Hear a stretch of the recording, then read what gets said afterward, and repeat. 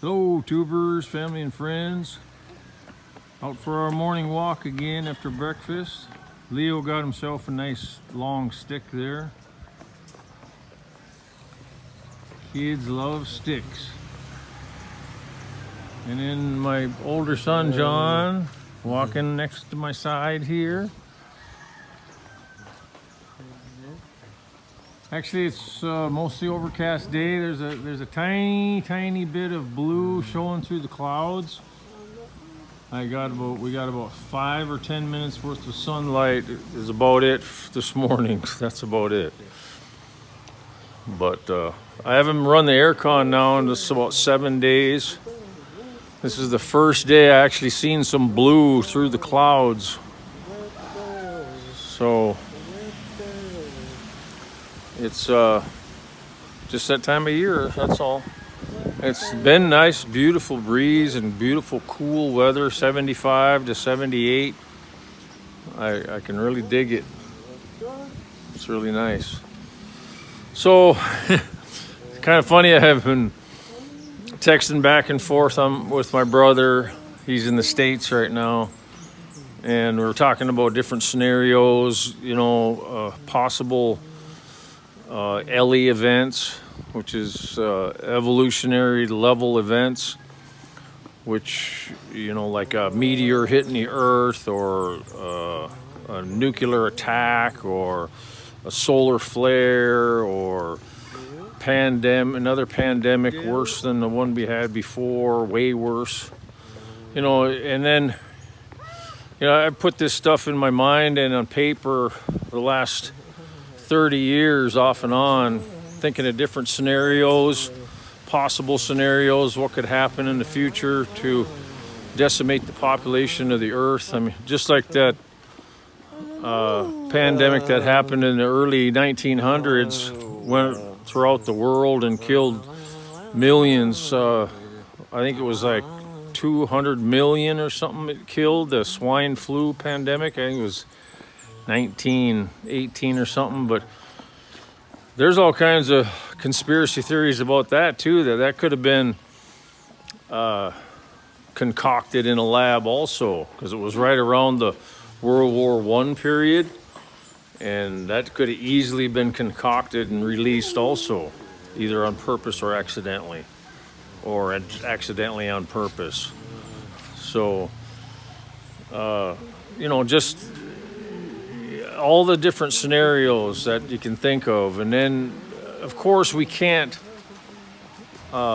completely be immune to every single scenario by prepping, but you can prep according to your budget of high probability scenarios, and then go from there with your analysis. And the best thing to do is be self-sustaining. Don't be dependent on the system, right? In every way, in food and water. Like here, we grow our own food, fruits and vegetables, and we have one turkey, but we used to have chickens that laid eggs, and we also ate the chickens. We don't have very many right now, but I want to get more into chickens, both laying hens and for chicken meat. Right now there's a chicken factory near where some of my family lives, and we get like 300 eggs a month is what the family here goes through. So it's a little over 4,000 pesos. So that's like $80 in eggs I spend every month. And then cows and pigs also. We've had pigs many times here off and on, fed them for a month or two, or sometimes we got little tiny piglets and grew them, takes like 4 months, and then we butcher them for either lechon, which is a complete pig roast, entire pig roast, or we chop it into meat, pork chops and pork ribs and all that stuff, and then take the slabs of its belly and cure it in salt for bacon, we've done all that here, and we continue to do that off and on. One thing we've never done yet, which I'd like to do, is have cows. Not necessarily for the milk, but I would like to try that too. But all this stuff, is time and work. And the way society is right now, majority of people don't like farming. It's a lot of work.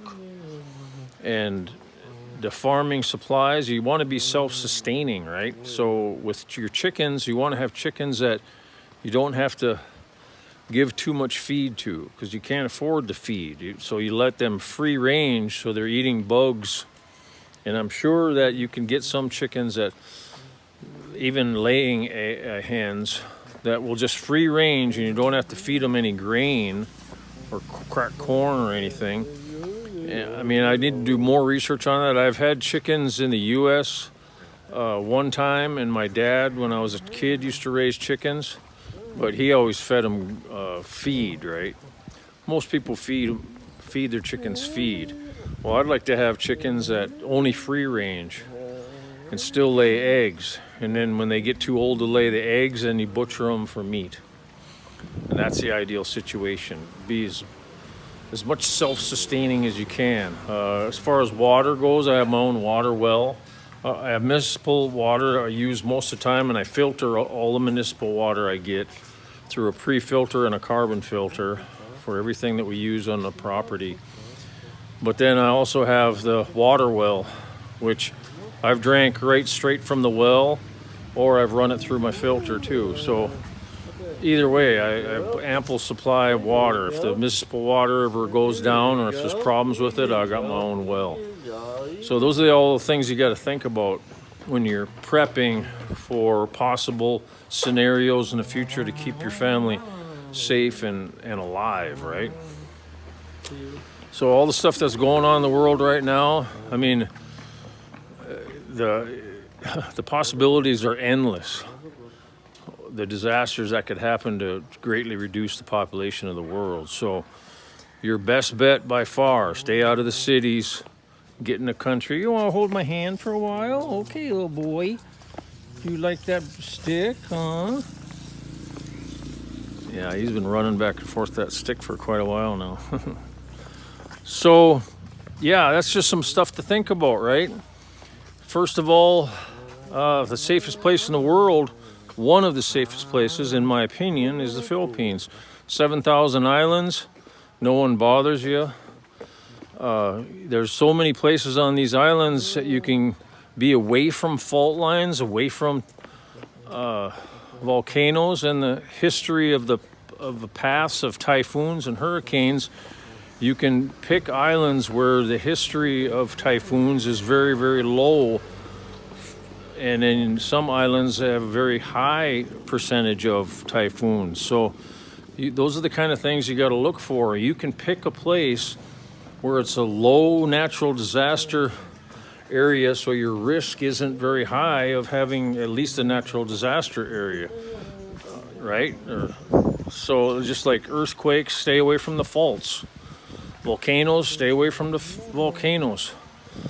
Hurricanes, there's all kinds of history on paths of hurricanes, which direction they come from, wherever you are located in the world, and stay away from those areas, right? And then that's your basis of where you should have your compound, build your castle with the walls all the way around it. What, you're gonna go in a van? What's that? Yeah, that's a seat in a van. Okay, guys, come on. So that's just another thing you look for. Once you have your base established, build your castle, your pool, your tower, whatever, floats your boat as far as what you want to live in to sustain yourself for the next few decades. What you want to do? What you want to do? Go tower? Are you getting tired? Yeah, you're very okay. I'll pick you up for a while. Oh my gosh, you're a heavy boy. Okay. What do you think, John? You want to carry Leo for a while? You want to carry him, huh? Oh, good. Mommy's here. Take him because it's hard for me to even hold him anymore. He's so heavy. Okay, there, mommy.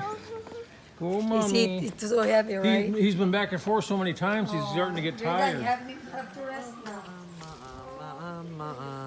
Hey, buddy. We're almost done. Maybe 10 more minutes. Okay. And then, like I say, once you have your place established and you're married and you're having children, to your Filipino wife that can never divorce you, leave you, or screw you over like the rest of the women in the world can do. That's the key. That's the absolute key. I mean, it don't matter where you're at in the world. If your whole family going to crumble from within by the laws of that country, having the women be able to divorce you, right? And so the only thing left is abandonment. So hopefully that you guys can have a good enough marriage where the abandonment isn't even in the picture. And majority of the time, that's not the case, because especially in hard times too, the woman's going to think twice. Let's say you're not a very good husband or provider or a very good father or whatever. We all have our issues, right? I mean, some people are really good with one thing and then they're really bad with something else. Or maybe he drinks too much, or maybe whatever. I mean, there's a million excuses of why a woman can try to divorce or annul or abandon a man. There's so many reasons. That's why before you get married, really do everything in your power to make sure that they're the right one. And what's the top criteria for that? Anybody? Of course, it's what you believe in, your faith. Make sure the faith of your wife is the same as the faith of your husband. Make sure they both, like in my case, both believe and love and, totally the rock that they stand on for their whole existence and being on this earth is the teachings of Jesus Christ and the words and the lessons that the Bible gives you as a guide for life on this planet. Period. That's the top one, number one. Then all the other stuff is minor, right? I mean, you're gonna have problems and differences and all that kind of stuff in any relationship. But don't go by what the world tells you to do. Just, if you fall in love with someone, that's all it takes is love. No, ain't happening. You can fall in love with almost anyone. And that's a guarantee, I'm telling you that right now. Almost anyone, not every case, but almost every case. There's traits in every single human being that are lovable and hateable, right? So, and that's going to be the case no matter what. There are going to be good things about a person and bad things about a person. There's never one person that's all good or all bad. Just period. It just doesn't exist. So just keep that in mind. It matters where you are. Where meaning a place where divorce is illegal, so your forever until death union can never be destroyed for any reason. And that's only the Philippines, or there's a lot of Muslim countries that are like that too, but most of those places you have to be Muslims.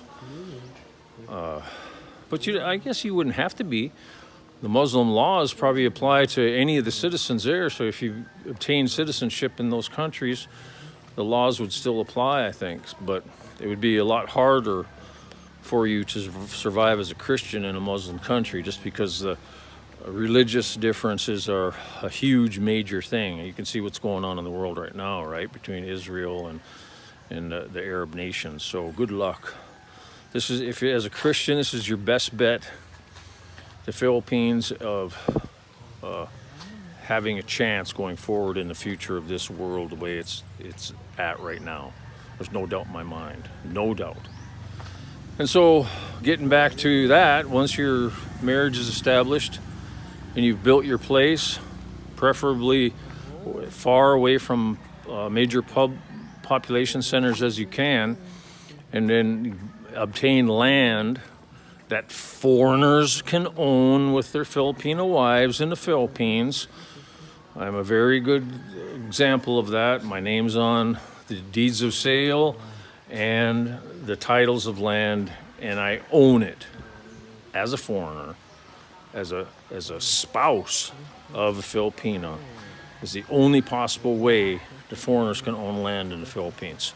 Then if she passes away for any reason, you have 1 year to resell the property or to sign it over into your children's names or any other Philippine national. And that's just the law here, period. Hands down. That's the end of the subject of what everyone else says, and you can look it up and research it yourself. Absolutely, you should.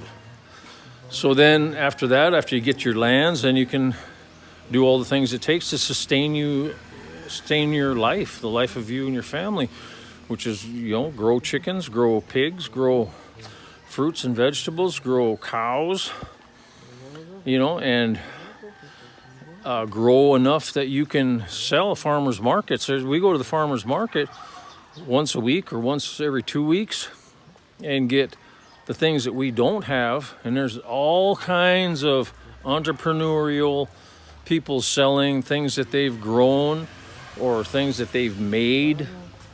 There's an unbelievable amount of excellent, indigenous cultural talent in the Philippines that they make brooms, they make hats, they make clothes, they make a whole never-ending amount of things that if this whole system breaks down, you can't order things that you want on Lazada or Shopee or Amazon, right?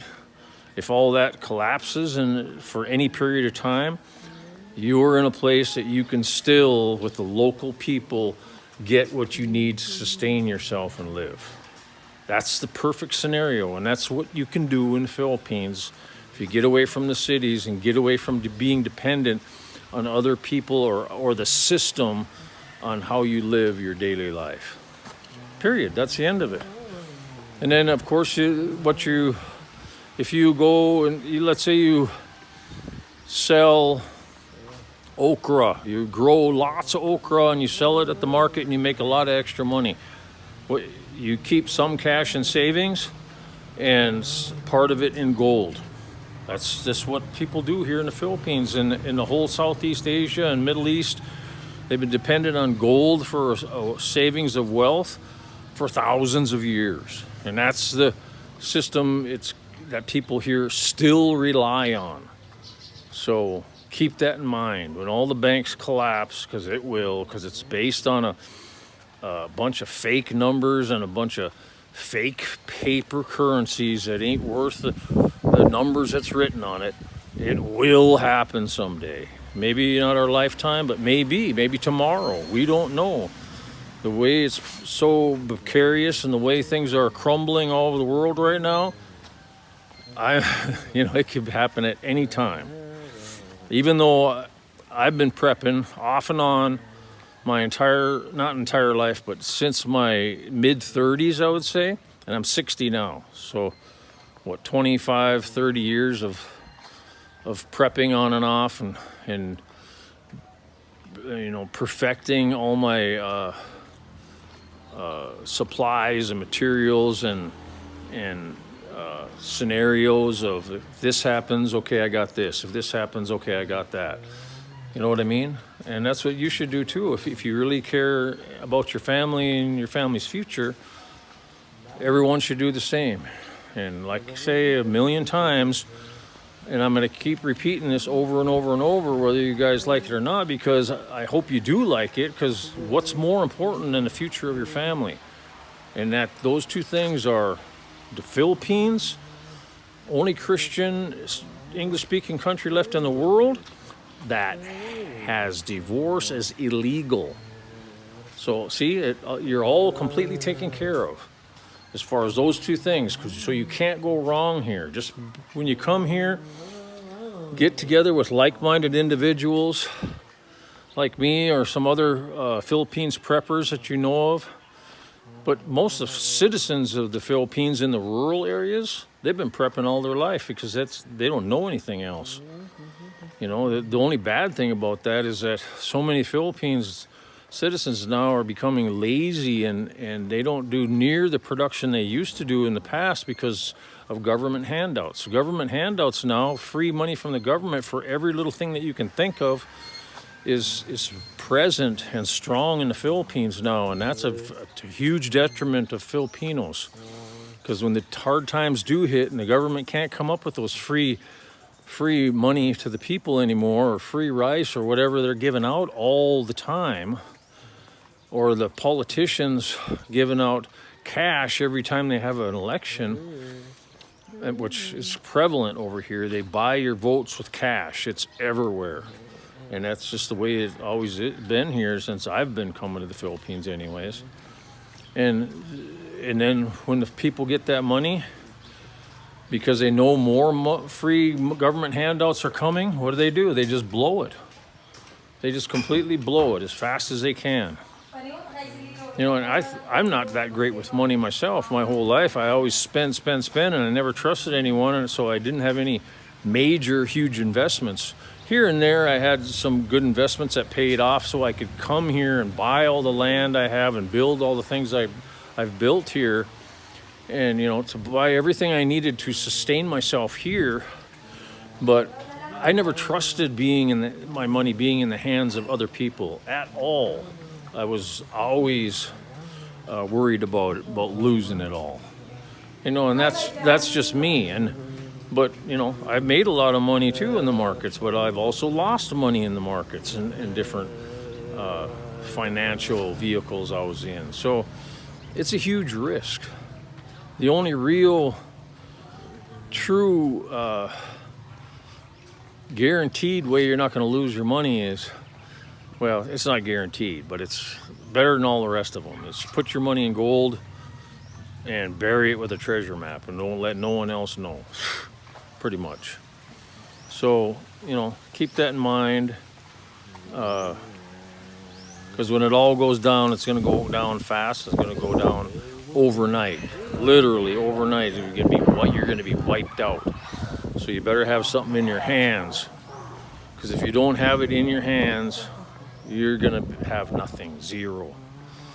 And then you have to be, if you have no preparations whatsoever, or if you're not in an area you can sustain yourself, like in a grid down situation, let's say, okay, here's one big one that I think is very, very likely to happen. It's one of the highest probabilities of a scenario happening.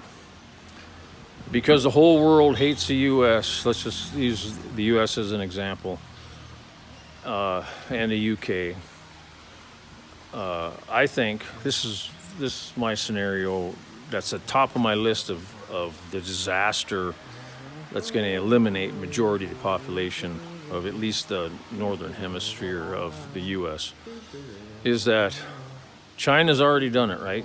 They've sent their balloon, a lost stray weather balloon, they say, right? This weather balloon escaped and went through Alaska and all the way down the Canadian Rocky Mountains and then into the interior of the United States, because that's the prevailing winds at whatever certain time of year, right? That these balloons take. They can be launched from China and it goes right across into Alaska and then down into through Canada and into the United States and then out the East Coast. And that's where they shot down that last Canadian balloon that went through the U.S. And it's not the first time it happened. It's just the most prevalent one in the media that was announced, right? There's been other balloons that have entered and they were quietly destroyed instead of publicly destroyed, right? So China's been doing this for years, and they know exactly, okay, how many have gotten through, where did they finally discover the balloon, where did they Where did they destroy the balloon? Blah, blah, blah, right? So China knows the path of the balloons, the whole balloon scenario works as far as putting a nuclear device on the balloon and then sending it. And some of these balloons there's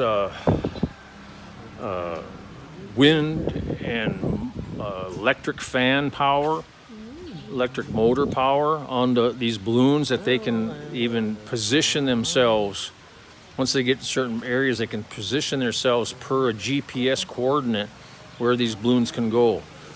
And I think someday in the near future, it's such a cheap technology and they know it works.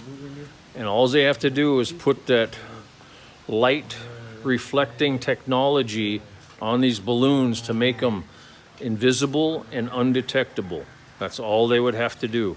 And they could ship up thousands of these balloons, or at least several hundred balloons with EMP nuclear devices shrouded by these light reflective technologies that make them completely invisible and undetectable. And they can with the electric motors that are on them, they can position them to whatever GPS coordinates that are programmed into the aviation on the balloon device, put them right where they want, and then detonate the EMPs so they have complete and total coverage over the entire U.S. of where they want them to be set off. When that happens, the grid is completely down. All electronics and devices and cars and everything that has electronics in it is fried. So basically everything is dead in the water, internet, everything. Only the hardened defenses of like Cheyenne Mountain, military hardened defenses are left. But some of their systems still go down besides, because if the internet's down and satellites are down, they depend on all that stuff big time, right? And then all they do is 5 minutes later, they have their ICBMs from North Korea and Russia and the Russian submarines launch their nuclear missiles, and they're close to the U.S. coast, so it only takes 5 minutes from launch ETA to their military targets. And their military targets they would hit in the U.S. is the U.S. ICBM facilities and the airports where their bombers are, nuclear bombers, and they would wipe the whole defensive capability of the U.S. out that quick. And some of the only part of the triad of nuclear defense that the U.S. would have left is submarines. And the submarines are told to, if all communications cease to the submarine, that you're supposed to launch nuclear weapons at a certain coordinates to Russia and to Moscow and to Beijing, whatever. But that's up to the commanding officers that are in these submarines. If the whole country of the U.S. is exploded and destroyed already, are they gonna, unless they get complete confirmation of what has happened, to fire their nuclear missiles? And then at that time, maybe they have a way of discovering them. I don't know. So anyways, it would be a messy business, but what's the alternative?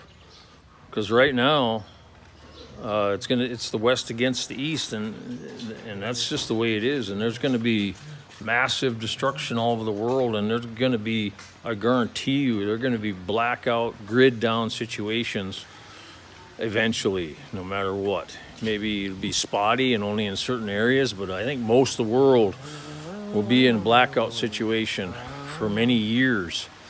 And the statistics are within 1 to 2 years, 90% of the population on the Earth, planet Earth, will be destroyed on a complete worldwide grid down situation.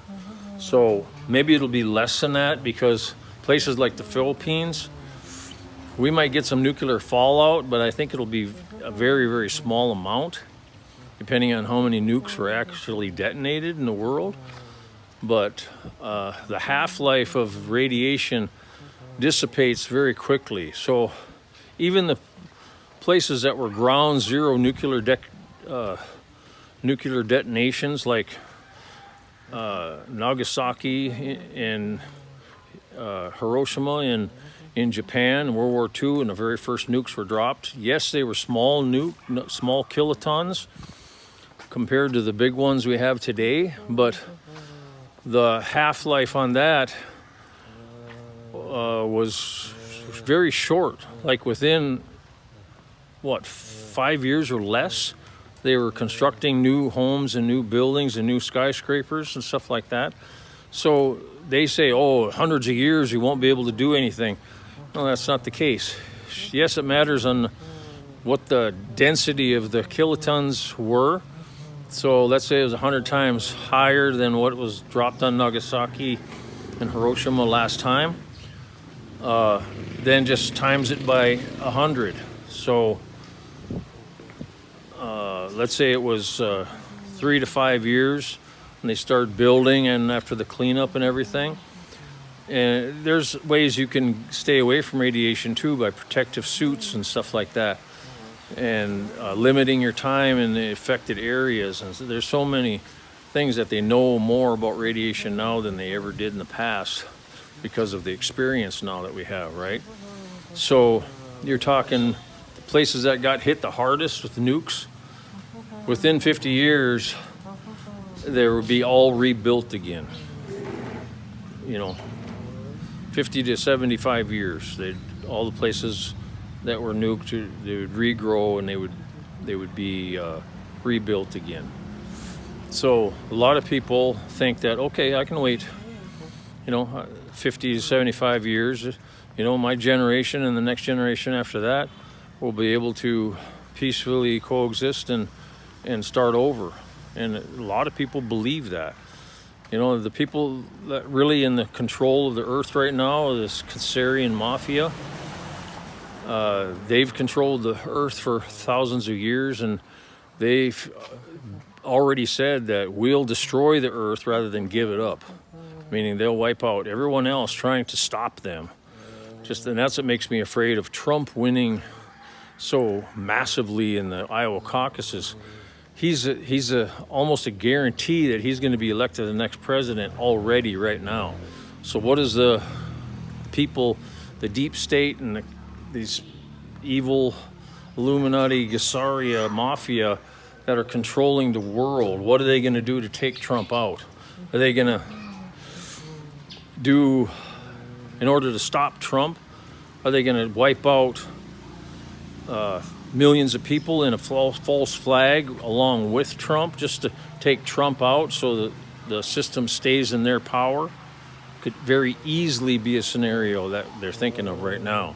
Because if they assassinate only Trump, well, then they're going to be a complete, total country revolt against the system, right? But if they do like several nuclear bombs hitting several cities, even suitcase nukes or whatever it is, they just say, it was a terrorist attack that took out Trump. You know what I mean? And all these other people died too, so why would, many people don't think that only to get one target, they're willing to kill millions of others just to kill one target. Same thing with what the U.S. is thinking with trying to take out Putin right now in Russia. It's the same scenario. It's just who's going to pull the trigger first. That's what you got to think about. So anyways, of course you think about all this stuff and you prepare, but you have to still live your life every day. It's nothing to worry about. If Christ is in your heart and you're saved anyways and you think you're going to heaven, there is no fear. It's just intriguing how Bible prophecy fits in with what world events are going on right now and the different possible scenarios. And if there is a life on this earth after World War III, you want to be in a place best suited with the highest amount of resources and conditions to make your family thrive for the future. And like I said 1,000,000 times, only place in the world is the Philippines right now that's possible. For not only that divorce is illegal, but for many other reasons. Like the resources here are untouched. Philippines has billions of ounces of gold, billions of barrels of oil. You would not believe the untouched resources in the 7,000 plus island archipelago that's in the property of in the area of the Philippines, which biblically the name of the country was, or the area or the empire that controlled this area was Ophir, right? Ophir, Ophir. Look it up, research it. So that's it from me and John today. We're gonna stop walking. Are you done walking, buddy? Huh? Okay. So you guys take care. Love you all. Take care and God bless. Bye-bye.